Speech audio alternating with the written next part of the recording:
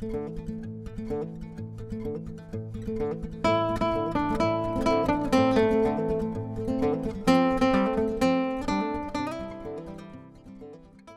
video will be different from anything I've ever shown on this channel before. Today's video is a demand for accountability and a call for comprehensive reform of the City of Columbus's Public Safety Office of the Inspector General. I'm calling for the immediate firing of Jacqueline M. Hendricks, the Inspector General, Scott Hurler, the Investigation Supervisor, and Benjamin Rice, a case manager with the Office of Inspector General. I'm calling for their immediate termination and removal from office because of their obvious anti-police bias, lying on official reports, and overall incompetence. On September 19th, 2023, investigator Ben Rice completed his investigation into alleged misconduct against Columbus police officer Michael Shannon. The report he filed accused Officer Michael Shannon of violating the division's bias-based profiling directive for failing to treat an African-American teen with impartiality. The report stated Officer Shannon harassed this African-American teen without reasonable suspicion, therefore violating the teen's rights and violating Columbus police policy. A sustained complaint of bias-based profiling can be a death sentence for an officer's career. This is a very serious matter, and the facts and circumstances must be very carefully considered before putting them into an official report. This report is factually inaccurate on multiple fronts. The body camera has not yet been released to the public, but I have seen it. The teenager was not an African American. The kid is as white as I am. You cannot find an officer guilty of bias-based profiling a black person if that person is white.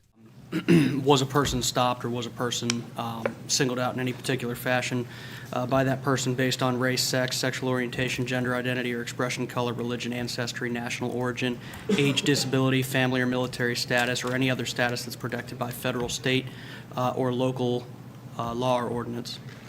And the entirety of the policy is 3.07, bias-based policing.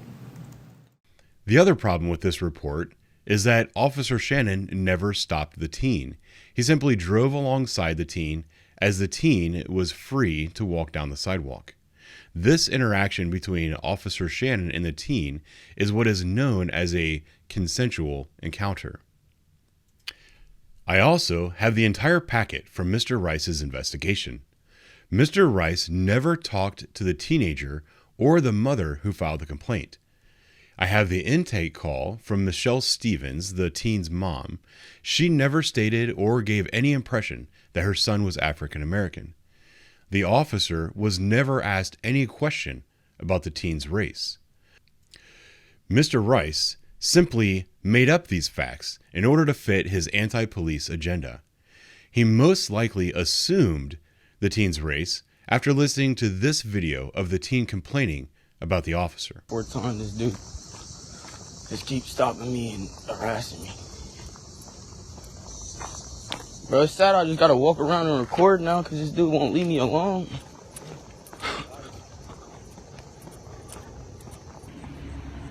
It's harassment at that point.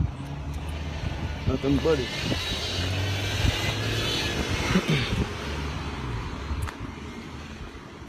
I'm guessing he assumed the kid was black because he sounded black? If you don't know Officer Mike Shannon, he's an exemplary officer with 20 years of service to the citizens of Columbus and has a spotless record. On March 13, 2010, he was shot in the line of duty and lost a significant portion of his femur bone as a result.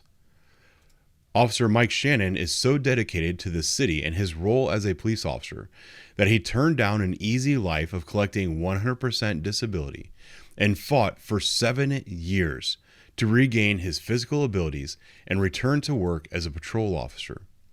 With his seniority and experience, he could easily take a job inside as a detective, but he remains on patrol and works for the Community Response Team, which is made up of officers who do not respond to calls for service, but whose sole purpose is to proactively patrol the streets of high-crime neighborhoods.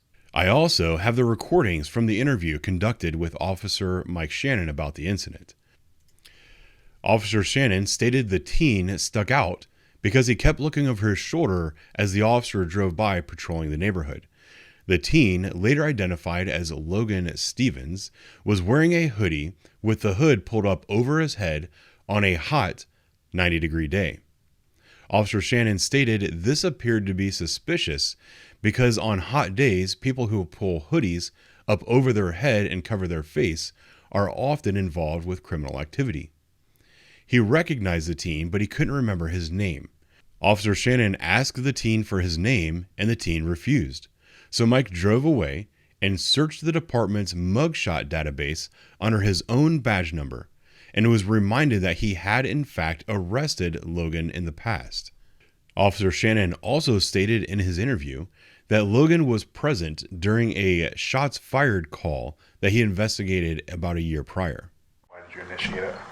Because I was on patrol in the area for the several different types of crimes that go on in the Hilltop.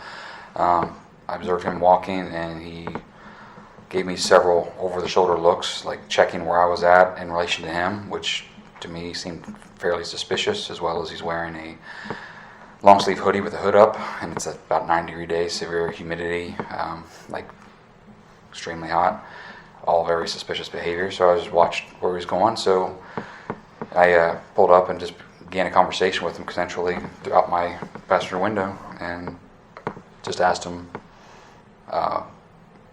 I forget how I started it. It's on the on my camera, I think.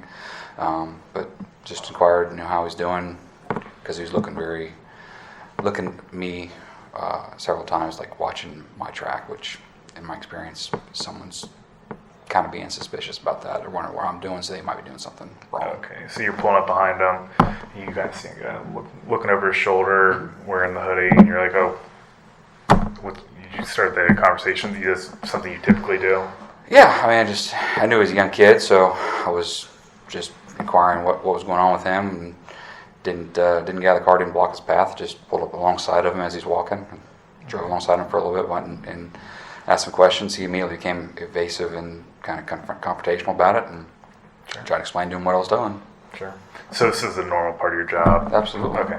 Did you know his name before your interaction with him? I didn't. He looked familiar. That's kind of the reason I asked his name. I was trying to figure out who he was, because, again, who he was, I might try to run his warrants to see if he had anything going on with him, or what his history was later on. Okay.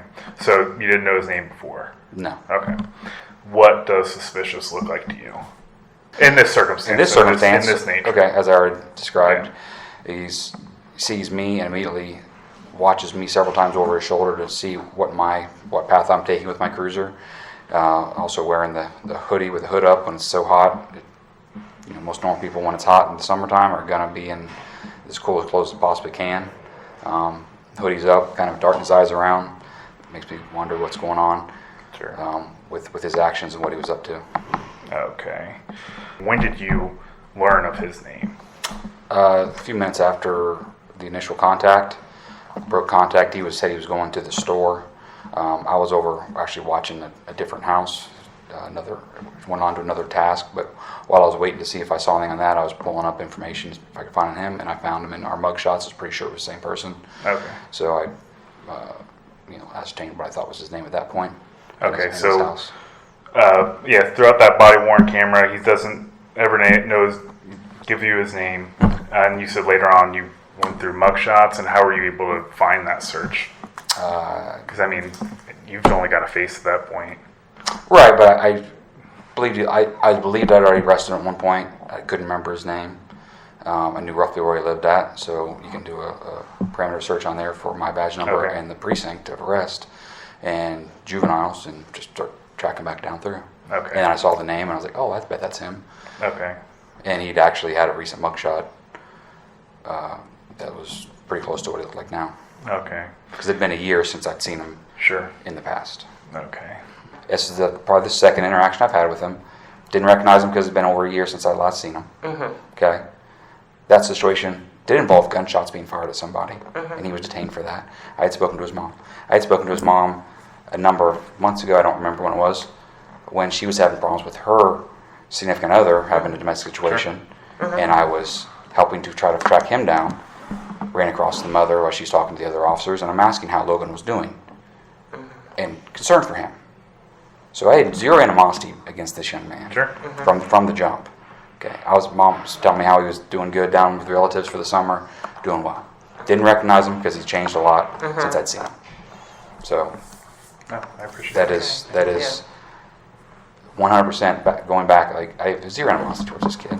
Regardless of Officer Shannon's prior experience with the teenager and the officer's knowledge of the teen's criminal history, Mr. Rice wrote a report accusing Officer Shannon of harassing the teen for being black and wearing a hoodie.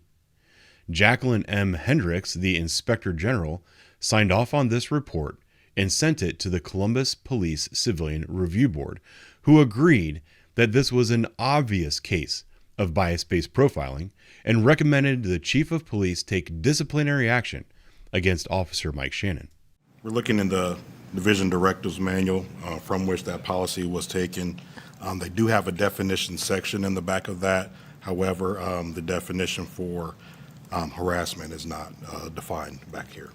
Yeah, I mean, that this is biased, seems really evident, at least in the description that he didn't have a foundation for pursuing this minor. I was just wondering what the definition of harassment was. Well, because we have two allegations, and I'm just wondering. The first part of this accusation is easy to debunk. Mr. Rice stated Logan was an African American when he clearly is not. It's plain as day to anyone who watched the body camera footage. Mr. Rice stated he watched the footage. He's either lying or he's incompetent. Either of those should disqualify him from keeping his job. The second point is also easy to debunk. Mr. Rice stated in his report that Logan was harassed without probable cause or reasonable suspicion. But Officer Mike Shannon never stopped Logan. He simply drove next to him and talked to him through the car window.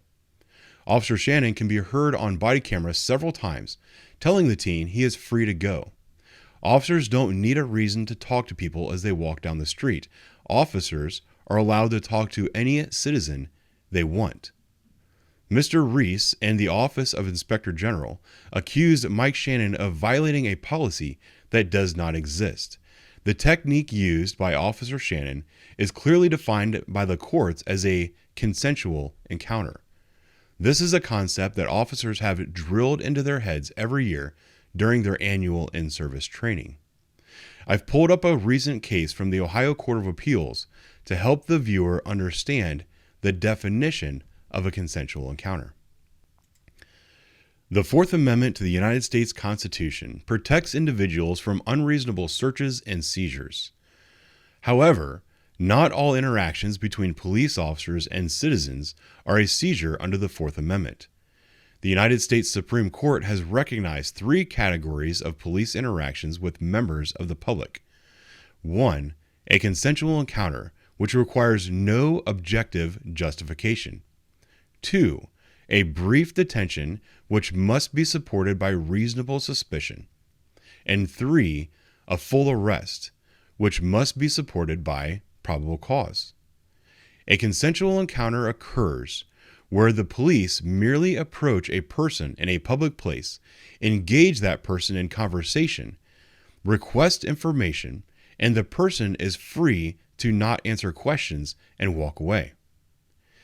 In determining whether a particular encounter between a police officer and a citizen is a seizure and thus implicates the Fourth Amendment, the question is whether, taking into account all circumstances surrounding the encounter, a reasonable person would feel free to decline the officer's request or terminate the encounter. Hopefully, the Columbus Division of Police will soon release the body camera footage, as it will clearly exonerate Officer Shannon, who told Logan several times, "You don't have to talk to me. You can keep walking home. That's your right." The Office of Inspector General and Columbus Police Civilian Review Board were created as an independent investigative board to help build community trust in the process. But it appears that the IG's office and Civilian Review Board are working under the belief that they must find violations where they do not exist, even if it means lying about the facts. The current system is beyond flawed and it lacks basic integrity. Right now, the IG and Civilian Review Board do not have binding recommendations. This means the Chief of Police is not required to follow through on their investigations. This will be a huge point of contention during negotiations for the next contract between the City of Columbus and the FOP, the union that represents the officers of the Columbus Division of Police. The FOP is going to use the faulty investigations like this and many others before this to show that the City of Columbus Office of the Inspector General is not competent and should not be completing these investigations with binding recommendations. And the city, most likely Mayor Andrew Ginther, is going to speak out publicly against the union, stating, as he has already done so many times before, the FOP is standing in the way of accountability and reform, and you can either stand with the FOP or you can stand with the citizens of Columbus. Unfortunately for Mayor Andrew Ginther, he has played this game of political divisions for too long, and there is too much evidence standing in his way. As long as processes like these are allowed to stay in place, Columbus will continue to be a department of last resort for prospective police applicants. The actions of Mayor Andrew Ginther, the Inspector General, and the Civilian Review Board will continue to harm this city, and the citizens will suffer the consequences.